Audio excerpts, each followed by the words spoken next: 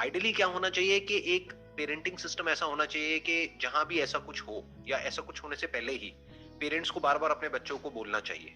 आजकल तो basically schools में भी सिखाते हैं गुड टच बैड टच। तो ये स्कूल्स में भी होना चाहिए, पेरेंट्स के लेवल पे भी होना चाहिए आइडियली। क्योंकि इस प्रॉब्लम के दो एस्पेक्ट्स है, एक है जो हो चुका है जिनके साथ में, उसकी मैं अभी बात करता हूं, लेकिन एक है कि आगे ऐसा ना हो उसके लिए हम क्या कर सकते हैं। तो एज पेरेंट्स हमारी ये रिस्पॉन्सिबिलिटी बनती है कि अपने बच्चों को ये बात बताई जाए, और ये नहीं कि सिर्फ लड़की को बताई जाए, लड़के को भी बताई जाए।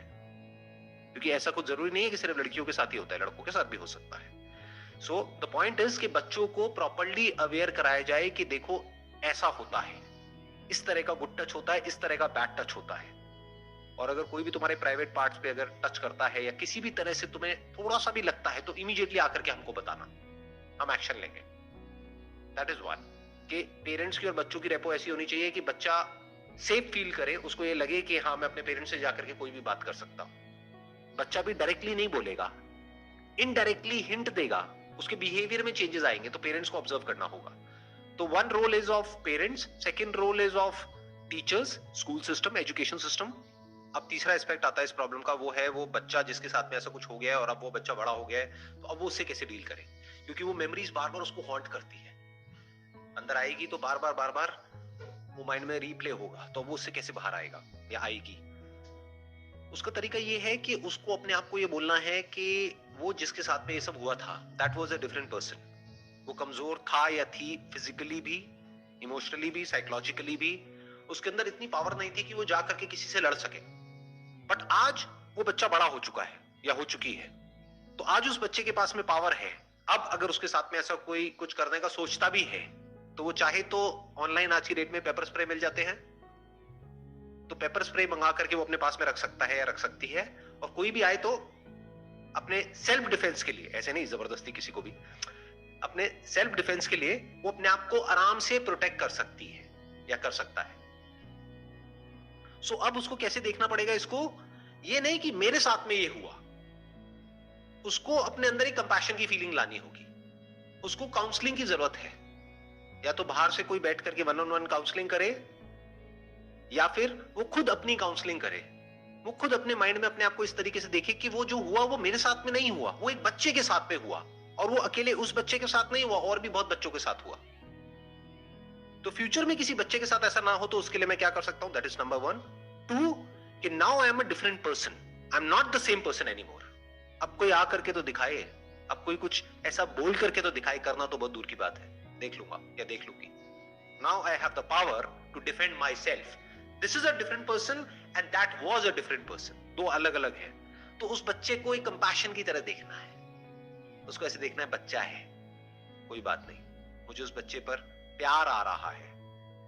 नंबर 2, अगर वो जो पर्सन जिसने भी उसके साथ में ऐसा कुछ किया था बचपन में, उसको लेकर के उसके माइंड में बार बार थॉट्स घूमते हैं, गुस्सा आता है, कुछ ऐसी फीलिंग्स आती हैं कि मैं उसको हार्म करूं, तो फिजिकली उसको हार्म करने की जरूरत नहीं है, क्योंकि उससे क्या मिलेगा, कुछ भी नहीं। बट पब्लिकली उसको कॉन्फ्रंट किया जा सकता है। मानो उसकी फैमिली है, उसकी वाइफ है, उसके बच्चे हैं, सबके बीच में बैठ करके बोला जा सकता है, ये क्या किया था आपने।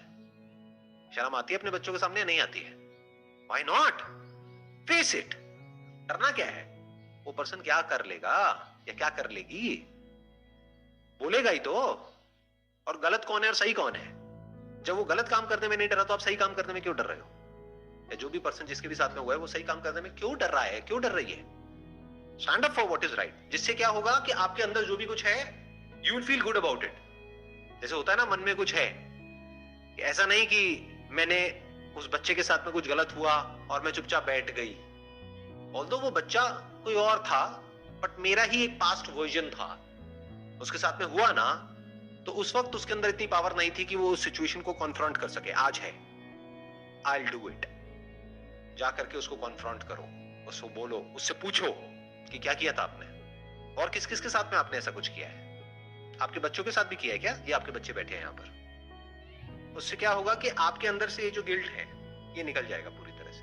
मतलब उससे क्या होगा कि ये जो एंगर आपके अंदर पनप रहा है ना, एक बार इस सिचुएशन को आपने फेस कर दिया तो वो हमेशा के लिए निकल जाएगा। अगर आपको लगता है कि सिचुएशन बहुत बिगड़ जाएगी अगर सबके सामने कॉन्फ्रंट किया, तो मे बी अकेले में कर सकते हो, साथ में अपना पेपर स्प्रे रखना कि अगर सिचुएशन बिगड़ती है तो you have something to defend yourself.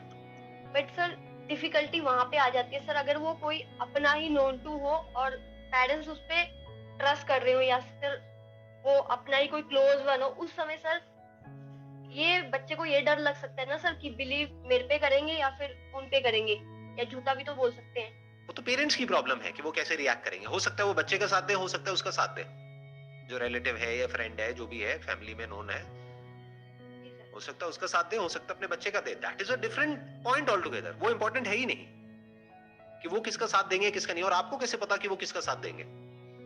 हो सकता है वो बच्चे का ही साथ दे, अपना बच्चा है, उनका कोई किराए का बच्चा थोड़ी है, कहीं से उठा के थोड़ी लाए हैं। जैसे बोलते नहीं है कि तुम्हें तो बचपन में जैसे भाई बहन आपस में मजाक करते हैं कि तुझे ना कूड़ेदान से उठा करके लाए थे जो मम्मी पापा थे, राइट? तो ऐसे थोड़ी कि कूड़ेदान से लाए हैं उसको। अपना बच्चा है तो उसी का साथ देंगे ना पेरेंट्स, तो किसी और का क्यों देंगे? बट फिर भी मान लेते हैं एक बार को उसका भी देते हैं, तो that's the problem of the parents and that person. तो अकेले में कॉन्फ्रंट करो, कोई बात नहीं, उसको बोलो कि मैंने अभी तक ये किसी को बताया नहीं है, लेकिन आज के बाद अगर आपने मेरे साथ या किसी के साथ ऐसा कुछ करने के बारे में सोचा भी तो मुझसे बुरा कोई नहीं होगा। याद रखना इस बात को। Tell it to that person, make him feel guilt about what he has done. डरने की जरूरत नहीं है। बेसिकली क्या होता है, हम लोगों के अंदर एक कॉन्फ्लिक्ट का डर होता है। क्या होगा? कॉन्फ्लिक्ट ही तो होगा ना, घर में होगा, उसके साथ होगा, हो जाने दो, क्या हो गया? कॉन्फ्लिक्ट से इतना डरते क्यों हो? अंदर भी तो कॉन्फ्लिक्ट ही चल रहा है, उससे बड़ा कॉन्फ्लिक्ट होगा क्या बाहर? अंदर क्या चल रहा है सुबह से रात तक? ये कॉन्फ्लिक्ट ही तो चल रहा है ना। ये रिजेंटफुल फीलिंग्स, एंगर, फ्रस्ट्रेशन, ये सब क्या है? ये कॉन्फ्लिक्ट ही तो है। तो बाहर भी कॉन्फ्लिक्ट होगा, हो जाने दो, उससे बड़ा थोड़ी होगा। संभाल लेंगे। और आप सही की तरफ खड़े हो ना, आप गलत की तरफ थोड़ी हो। This is illegal, this is not just unethical and immoral, this is also illegal. So the law and order system is also standing with you or that person. तो डरने की क्या जरूरत है?